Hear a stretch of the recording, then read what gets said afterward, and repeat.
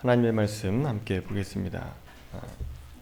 오늘 말씀은 사사기 3장 15절부터 25절까지 말씀입니다.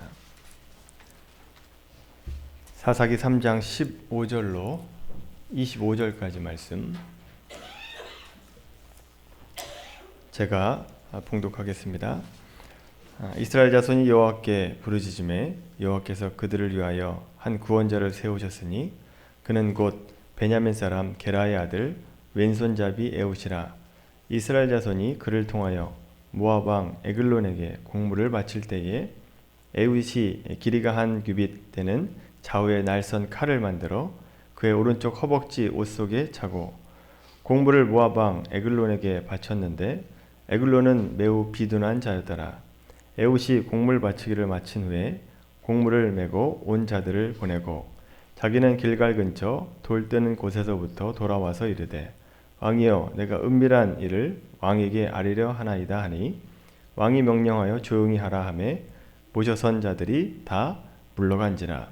에웃이 그에게로 들어가니 왕은 서늘한 다락방에 홀로 앉아 있는 중이라. 에웃이 이르되 내가 하나님의 명령을 받들어 왕에게 아랠 일이 있나이다 하매 왕이 그의 자석에서 일어나니 에웃이 왼손을 뻗쳐 그의 오른쪽 허벅지 위에서 칼을 빼어 왕의 몸을 찌르매 칼자루도 나를 따라 들어가서 그 끝이 등 뒤까지 나갔고 그가 칼을 그의 몸에서 빼내지 아니하였으므로 기름이 칼날에 엉겼더라. 에웃이 현관에 나와서 다락문들을 뒤에서 잡아 잠그니라. 에웃이 나간 후에 왕의 신하들이 들어와서 다락문들이 잠겨 있음을 보고 이르되 왕이 분명히 서늘한 방에서 그의 발을 가리우신다 하고 그들이 오래 기다려도 왕이 다락문들을 열지 아니하는지라. 열쇠를 가지고 열어본즉 그들의 군주가 이미 땅에 엎드러져 죽었더라. 이것은 주님의 말씀입니다. 아멘. 여러분, 사사기 말씀은 신앙생활 좀 오래 하신 분들은 너무 친숙한 말씀이죠. 사사기에 보면 우리가 익숙한 기드온이나 삼손과 같은 사사 이야기가 나와 있고 또 그 내용들이 다른 성경책에 비해서 또 재미있고 흥미진진하기 때문에 이 사사기 말씀은 많은 분들에게 친숙한 말씀일 겁니다. 그런데 사사기 이 말씀은 우리가 생각하는 것처럼 그렇게 단순히 난세에 한 영웅이 나타나서 그 나라를 구했다, 한 영웅 때문에 살아났다, 이렇게 단순한 메시지를 주는 말씀이 아닙니다. 좀 더 깊고 심각한 말씀이 들어가 있다라고 하는 거죠. 이 사사기의 시작은 여호수아 24장부터 살펴봐야 됩니다. 24장의 말씀을 한번 펴보시면 여호수아 24장의 내용이 여호수아가 유언하는 내용입니다. 남아있는 이스라엘 백성들을 축복하면서 동시에 걱정되는 마음에서 여호수아가 이스라엘 백성들에게 말씀을 하고 있죠.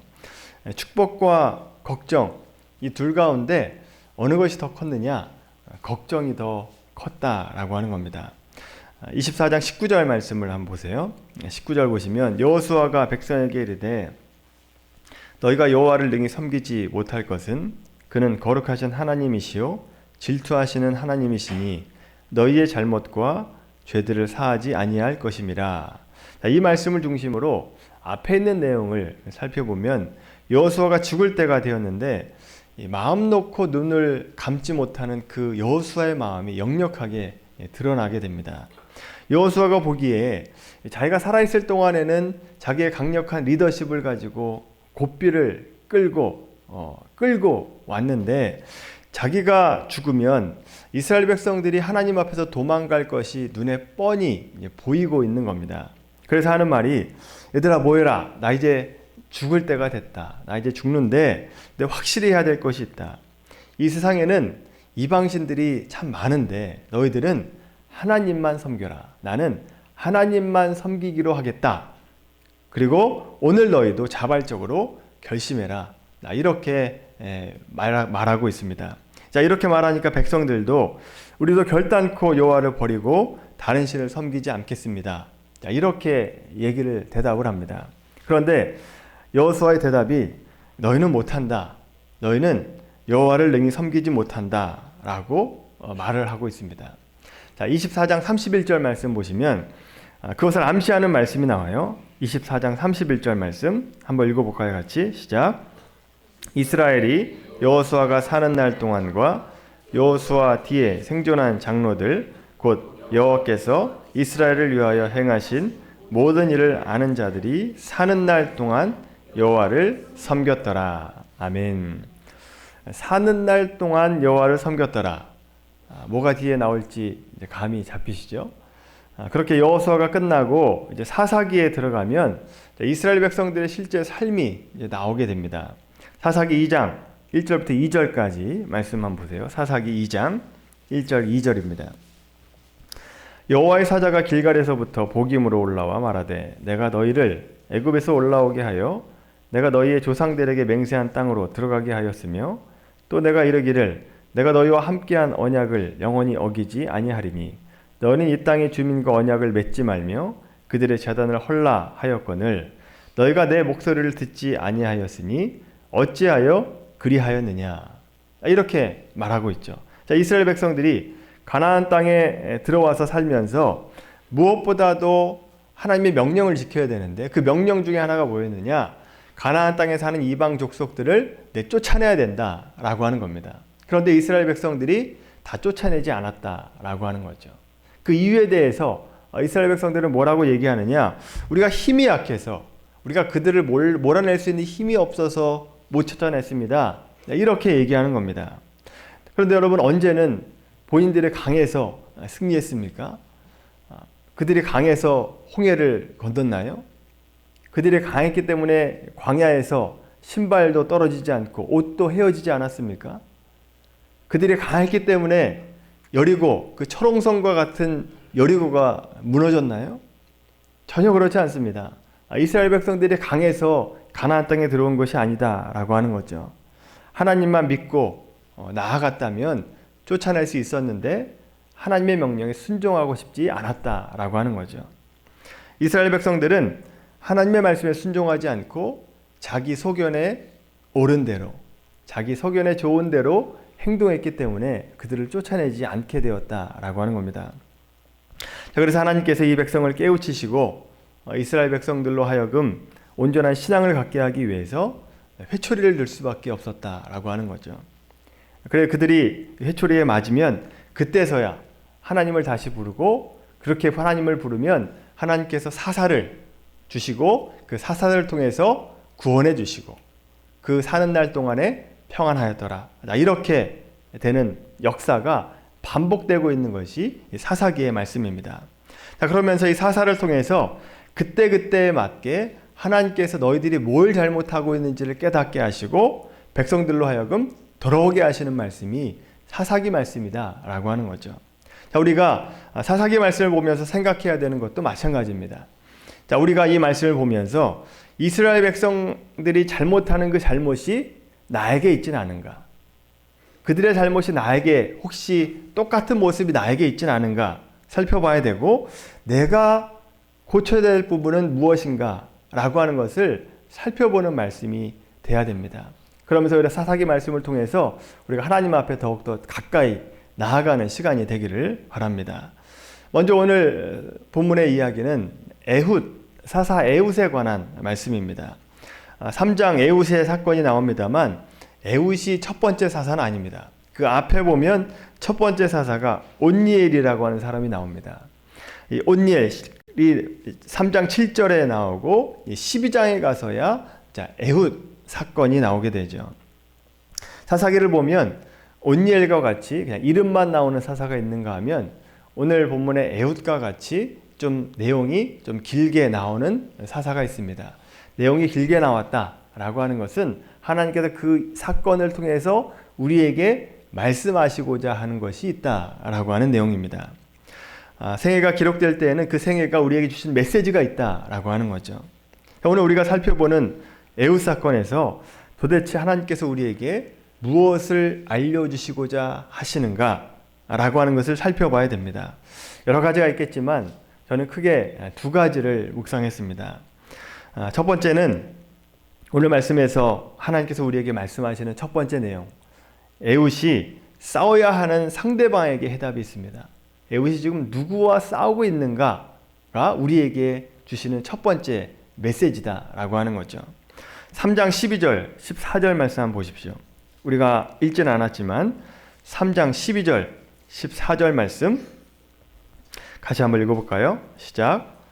이스라엘 자손이 또 여호와의 목전에 악을 행하니라.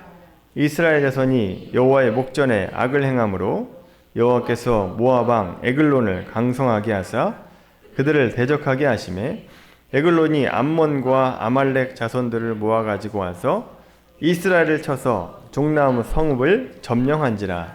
이에 이스라엘 자손이 모압 왕 에글론을 18해 동안 섬기니라. 아멘. 자, 이 말씀 이후에 에훗이 이제 모압 왕을 죽이게 되는데, 재미있는 것은 자, 이스라엘 백성들이 누구의 속국으로 살고 있는가를 한번 보세요. 누구의 속국으로 살고 있어요? 모압 왕 에글론. 에글론이 암몬과 아말렉을 데리고 와서 그 나라를 점령했다. 그리고 그 나라와 싸우고 있다라고 하는 겁니다. 자, 모압과 암몬이 어떻게 태어난 족속인지 여러분 기억하십니까? 모압과 암몬이 어디서 나타났는가? 창세기 19장의 말씀을 보면 나오게 되죠. 어떻게 모압과 암몬이 나타났는가가 나옵니다. 이 모압과 암몬은 아브라함의 조카 롯과 그의 딸들 사이에서 낳은 아들들입니다. 소돔과 고모라가 멸망당할 때 롯의 가족만 구원을 받게 되는데, 롯의 아내는 뒤를 돌아보면서 소금 기둥이 되었고 롯과 두 딸만 살아남게 됩니다. 그렇게 살아나와서 그 옆에 있는 소알이라고 하는 성으로 들어가야 되는데 그 땅이 무서워서 들어가지를 못하고 바깥에 있는 산의 동굴에서 살게 됩니다. 자, 그렇게 있다가 딸들이 여기 지금 하나님이 알지 못하는 사람들과 우리가 결혼해서 살아봤자 낙이 없다. 그래서 하는 생각들이 어떤 생각이냐? 아버지로 말미암아 자손을 퍼뜨리자. 이렇게 생각을 했던 겁니다. 그래서 아버지에게 술을 먹이고 관계를 맺어서 큰 딸은 모압을 낳고 작은 딸은 암몬을 낳습니다. 그래서 그들이 모압과 암몬 족속이 되었다라고 하는 거죠. 자, 그렇다면 아말렉은 누구인가? 창세기 36장 말씀 보시면 아말렉은 에서와 첩 사이에서 난 아들입니다. 자, 잘 보세요. 이 사사기에 통해서 사사기에서 이스라엘 백성들과 지금 전쟁을 하는 나라들을 잘 보시면 무엇을 우리에게 말씀해 주시고 있는가? 이스라엘 백성들의 고통이 어디서 기인하는가를 알려주고 있습니다. 너희들이 지금 고통당하고 있는데 왜 고통당하고 있는지 아는가? 라고 하는 것을 알려주고 있죠. 그 적들은 사실은 외부에 있는 것이 아니라 너의 내부에 있다. 너 안에 있다. 라고 하는 것을 말씀해 주고 있다. 라고 하는 거죠. 영적 방해물들, 너희들의 적이 너 안에 있다. 라고 하는 겁니다. 너 자신의 죄 때문이다. 라고 하는 것을 말씀해 주고 있는 거죠. 이스라엘 백성들이 하나님과의 관계를 바르게 하고 사는가? 그렇지 않은가의 싸움이 지금 사사기 싸움의 핵심이다. 라고 하는 겁니다. 우리들도 마찬가지입니다. 여러분, 우리는 사탄의 것입니까? 하나님의 것입니까? 헷갈리십니까? 우리가 누구의 것이죠? 하나님의 것이죠. 하나님의 것입니다. 하나님의 것이죠. 우리는 다 하나님의 인침을 받은 사람들이다 라고 하는 겁니다. 그런데 그럼에도 불구하고 우리 안에는 죄의 뿌리들이 있습니다. 죄의 본성들이 아직 남아있다 라고 하는 거죠. 구원받은 사람이지만 아직 죄의 영향 아래 있습니다. 우리 안에 모든 죄를 그래서 몰아내는 작업을 하셔야 된다라고 하는 거죠. 어떤 의미로는 우리 안에 성령께서 계셔서 그 일을 하시는 겁니다. 내 안에 죄들을 사라지게 하는 것, 하나하나 제거하는 역할을 성령께서 하신다라고 하는 거죠. 이런 과정이 신자들 안에 다 있습니다. 그래서 신자들이 당황하는 게 바로 이 문제입니다. 내가 구원 얻은 사람이다 라고 확신하고 있는데 내 안에 아직 죄가 토해져 나오는 겁니다. 내 안에 죄가 살아서 역사하고 있다라고 하는 거죠. 그러면서 고민을 합니다. 나는 도대체 뭔가? 나는 구원받은 사람인가? 구원 못 받은 사람인가? 헷갈리게 되는 거죠. 정확하게 뭔지 아십니까? 구원받은 죄인입니다. 구원받은 죄인이죠. 구원이 흔들려서는 안 됩니다. 구원받았지만 여전히 죄 가운데 있는 사람이다 라고 하는 거죠. 그래서 사도 바울이 했던 오라 나는 공고한 사람이로다. 이 사망의 몸에서 누가 나를 건져내랴 라고 하는 이 탄식이 우리의 삶 가운데 나타나고 있다라고 하는 겁니다. 여러분, 이런 싸움이 우리에게 있다라고 하는 것을 잊으면 안 됩니다. 이 싸움은 바깥에서 있는 바깥 사람들과의 싸움이 아니라 누구와의 싸움입니까? 나 자신과의 싸움입니다. 내 안에 있는 죄와의 싸움이다 라고 하는 거죠. 따라서 죄에 찌들고 죄에 길들여져 있는 나의 습관을 부수고 몰아내는 싸움을 신자들이 해야 되는 것이죠. 그런데 이 싸움이 있다라고 하는 것을 안다라고 해서 쉽게 이길 수 없는 것이 우리라고 하는 겁니다. 죄가 있는 것은 아는데 그 싸움이 하기 싫은 겁니다. 왜냐하면 죄보다 하나님보다 죄가 더 좋기 때문에 그래요. 죄에 더 우리가 훨씬 더 마음이 끌리기 때문에 그렇습니다. 하나님을 섬기는 것보다 세상을 쫓는 것이 더 재미있고 짜릿하고 흥미진진한데 어찌 그것을 그만둘 수 있겠습니까? 그래서 끊지를 못하는 겁니다. 이걸 끊어야 되는지를 알면서 못 끊어요. 그럼 어떻게 할 수 있느냐? 성령께서 주시는 마음을 가지고 누가 순종해야 돼요? 내가 순종하셔야 됩니다. 내가 의지적으로 결단해야 되고 순종하셔야 된다라고 하는 겁니다. 그렇지 않으면 안 끊어집니다. 내가 끊어야 됩니다. 하나님이 끊어주시겠지? 그런 것은 없다라고 하는 거죠. 사도 바울식으로 얘기하자면 내가 나를 쳐서 복종시키는 겁니다. 내가 나를 치는 거다라고 하는 거죠. 내가 나를 치는 것이 얼마나 어렵습니까? 그런데 그렇게 치지 않으면 우리는 죄에서 벗어날 수 없다라고 하는 겁니다. 여러분, 오른손이 실족했으면 잘라버리라 라고 하는 마음과 심정을 가지고 죄와 싸워야 되고 이 죄를 끊어내셔야 된다라고 하는 겁니다. 안 하면 어떻게 되느냐? 사사기의 기록과 같이 언젠가 내가 뿌린 씨가 되돌아옵니다. 모압과 암몬과 같이 되돌아오게 된다라고 하는 거죠. 내가 뿌린 씨를 그대로 내가 그 고통 때문에 고통당해야 되고 어려움 당할 수밖에 없다라고 하는 겁니다. 그때 비로소 하나님께 가서 비는 거죠. 하나님, 제가 잘못했습니다. 내가 이런 죄를 졌는데 하나님, 내가 그때 회개하지 못한 것을 내가 회개합니다 라고 하는 것을 하나님 앞에 회개하게 되고, 그러면 누구를 보내주시느냐? 사사를 보내주시는 거죠. 그래서 구원해 주십니다. 그러면서 그 기억이 있는 동안은 6개월 동안 평안하였더라 라고 하는 말씀이 나오고, 또 6개월이 지나면 다시 그 사건을 잊어버리고 다시 죄를 짓고, 죄를 지으면 또 하나님께서 회초리를 들고 내가 왜 그때 에훗 사건을 왜 또 잊어버렸는가 하면서 하나님 앞에 엎드리면 또 사사를 보내주시고 다시 구원해 주시고 라고 하는 이 악순환이 반복되는 거죠. 그럼 언제까지 해야 될까요? 언제까지 악순환이 계속 반복해야 될까요? 그렇게 맞고 돌아오는 것보다 여러분, 평소에 하나님께 순종하고 매달려 사는 것이 훨씬 더 좋은 삶 아니겠습니까?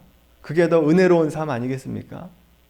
매 맞고 돌아오는 것보다 늘 말씀 가운데 순종하려고 애쓰는 것이 훨씬 더 지혜롭고 현명한 삶이다 라고 하는 거죠.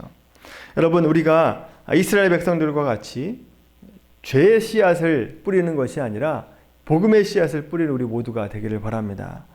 늘 하나님의 말씀 붙들고 하나님 백성답게 살아가는 우리 모두가 되길 바랍니다. 여러분, 죄의 씨를 뿌리지 마십시오.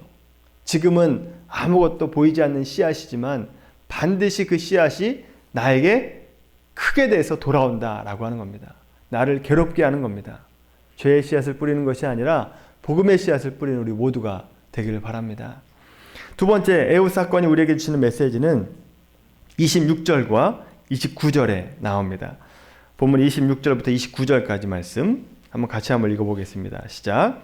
그들이 기다리는 동안에 에훗이 피하여 돌 뜨는 곳을 지나 도망하니라. 그가 이르러 에브라임 산지에서 나팔을 불매 이스라엘 자손이 산지에서 그를 따라 내려오니 에훗이 앞서가며 그들에게 이르되 나를 따르라. 여호와께서 너희의 원수들인 모압을 너희의 손에 넘겨주셨느니라 하매 무리가 에웃을 따라 내려가 모압 맞은편 요단강 나루를 장악하여 한 사람도 건너지 못하게 하였고 그때 모압 사람 약 10,000명을 죽였으니 모두 장사요 모두 용사라 한 사람도 도망하지 못하였더라. 아멘.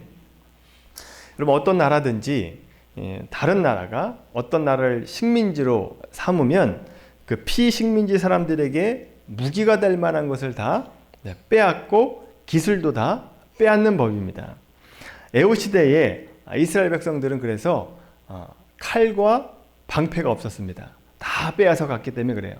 유일하게 딱 한 사람 왕만 가지고 있었죠. 왕의 권위를 인정해 주는 거. 그것 때문에 왕만이 칼과 방패를 가지고 있었습니다. 그런데 이 사사 에웃이 어디서 죄를 구했는지 칼을 만들어서 허벅지 옷 속에 숨겨가지고 들어가게 됩니다. 왕에게 들어가서 칼로 찔러 죽이게 됩니다.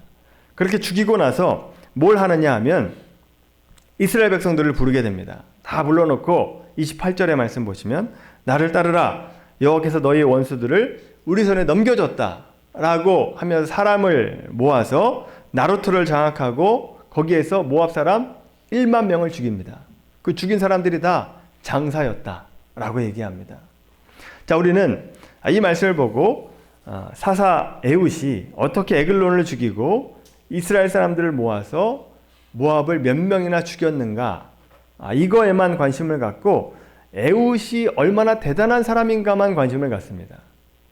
그런데 여러분 물론 하나님의 쓰임받는 이 사사 에웃이 위대한 일을 했습니다. 그러니까 하나님을 의지하는 믿음의 용사들이 큰 일을 했죠. 10,000명이나 죽이는 일을 했습니다.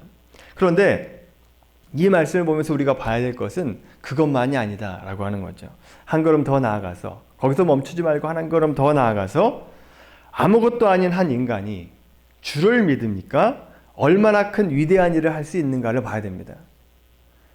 아무것도 아니었던 사사 에웃이었는데 아무것도 아닌 이스라엘 백성들이었는데 하나님을 믿고 의지하니까 10,000명이라고 하는 사람들도 죽일 수 있었더라. 그래서 승리할 수 있었더라 라고 하는 것을 봐야 된다라고 하는 거죠.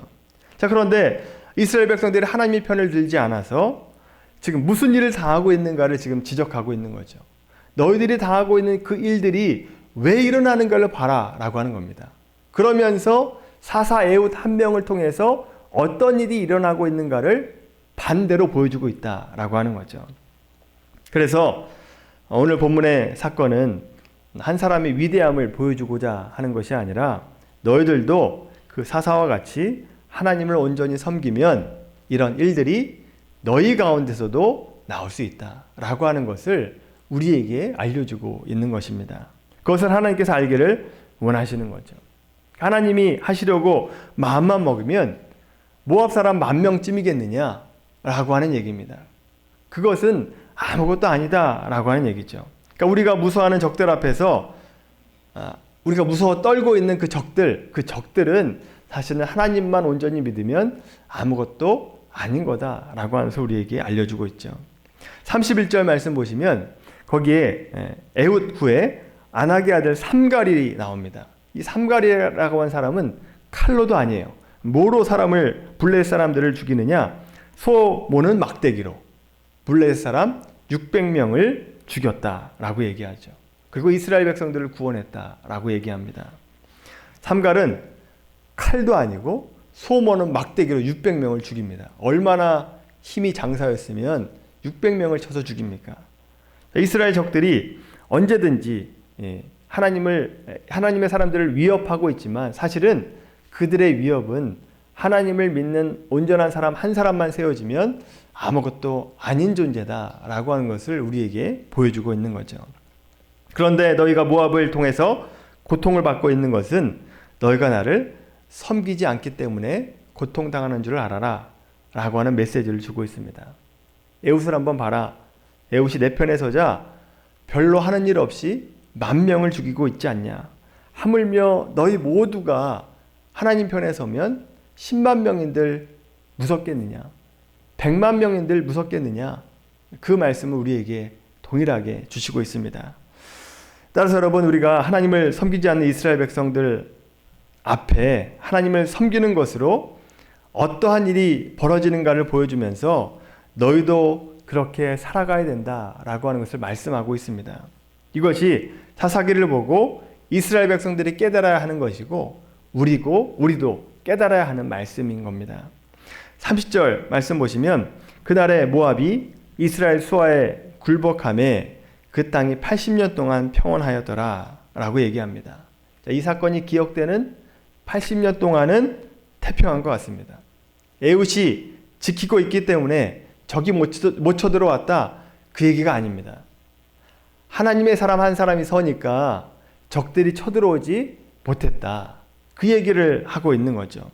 하나님을 섬기는 온전한 사람이 있으면 하나님이 일하시고 하나님이 지키신다 라고 하는 얘기입니다. 그러나 그 기억이 사라지고 또 다른 신을 섬기면 또다시 어려움을 경험하게 되는 거죠. 여러분, 이 말씀은 저에게도 중요하지만 여러분들에게도 너무나 중요한 말씀입니다. 기독교 역사를 보면 모든 신앙인들이 하나님을 믿었다가 타락해서 하나님의 회초리를 맞고 다시 회개하고 그때 하나님의 은혜를 줘가지고 다시 회복해 하는 이런 악순환을 반복하고 있습니다. 이런 악순환이 계속해서 반복되고 있어요. 근데 그 기독교 역사에서만 반복되는 것이 아니라 우리의 삶 가운데도 동일하게 반복되고 있어요. 우리가 언제 가장 뜨거웠습니까? 하나님 앞에 맞을 때 가장 뜨거웠잖아요. 그때 뜨거워가지고 하나님 앞에 회개하고 매달려가지고 응답을 받아요. 근데 그 응답을 받고 나서 시간이 좀 지나면 잊어버립니다. 그래서 옛날 습관이 동일하게 다시 나타나요. 그러면 그때 또다시 하나님 앞에 매를 맞게 되죠. 이런 악순환이 계속해서 반복되고 있습니다. 여러분, 우리가 이런 악순환을 반복할 것이 아니라 오늘 이 사사기 말씀을 통해서 여러분, 이런 악순환이, 우리의 삶 가운데 이런 악순환이 끊어지게 되길 바랍니다. 어떻게 해서 끊어지느냐? 악순환이 끊어지는 것은 여러분 때문에, 나 때문에, 여러분 때문에, 나 때문에 그런 악순환이 여러분 삶 가운데서 먼저 끊어져야 되고, 뿐만 아니라 여러분 가정 가운데서도 나 때문에 악순환이 끊어져야 됩니다.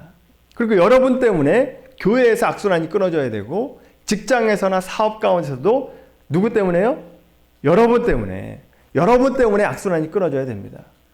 하나님은 여러 사람 가지고 일하시지 않습니다. 하나님을 섬기는 온전한 한 사람이 온전히 세워지면 그 한 사람 때문에 회복시킨다니까요. 여러분, 그 한 사람이 여러분들이 되길 바랍니다.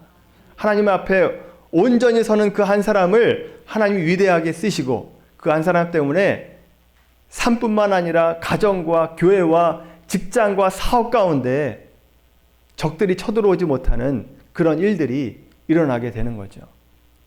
사랑하는 여러분, 여러분들이 그 한 사람이 되길 바랍니다. 온전하게 하나님을 섬기는 그 한 사람이 되십시오. 그래서 하나님께서 나 때문에 이 가정이 평온하였더라, 나 때문에 이 교회가 평온하였더라, 이런 역사가 여러분 이름이 새겨져서 이어지게 되는 그런 은혜가 있게 되기를 예수님의 이름으로 간절히 축원합니다.